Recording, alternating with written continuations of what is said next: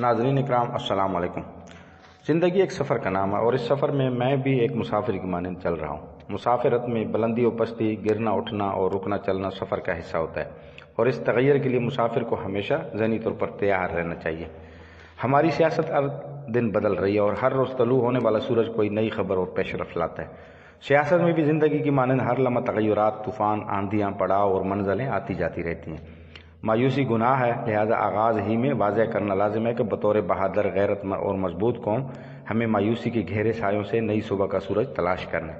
یہی ہمارے وجود، بقا کا ضامن اور مستقل سلامتی کا موجب بن سکتا ہے۔ دنیا کی تاریخ ایسے فاتحین کے کارناموں سے بھری پڑی ہے جنہوں نے کسی ملک پر فوج کشی کر کے اسے فتح کیا، اور ایسے حریت پسند رہنماؤں کی جدوجہد سے بھی دنیا واقف ہے جنہوں نے اپنے ملک کی آزادی کے لیے جنگ لڑ کر اسے آزاد کرایا۔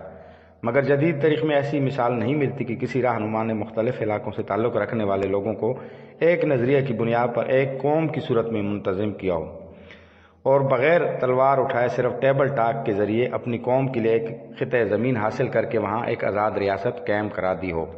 یہ اعزاز بانی پاکستان محمد علی جناح رحمۃ اللہ علیہ کو جاتا ہے کہ جنہوں نے نظریے کی بنیاد پر الگ ریاست کے قیام کو یقینی بنایا۔ اس جدوجہد میں ان کا سب سے زیادہ ساتھ غریب اور متوسط طبقوں نے دیا۔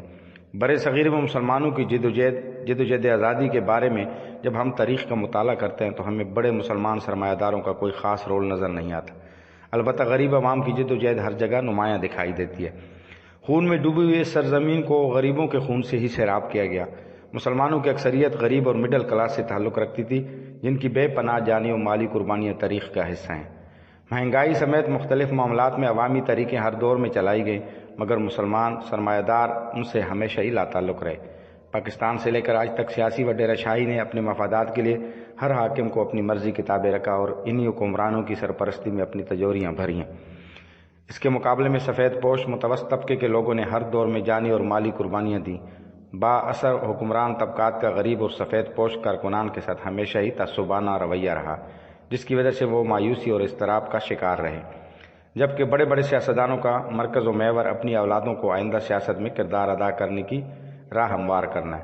فی زمانہ کسی بھی شعبے میں تعلیم کے بغیر شامل ہونا مشکل امر ہے، لیکن پاکستانی سیاست میں داخل ہونے کے لیے کسی تجربے یا ڈگری کی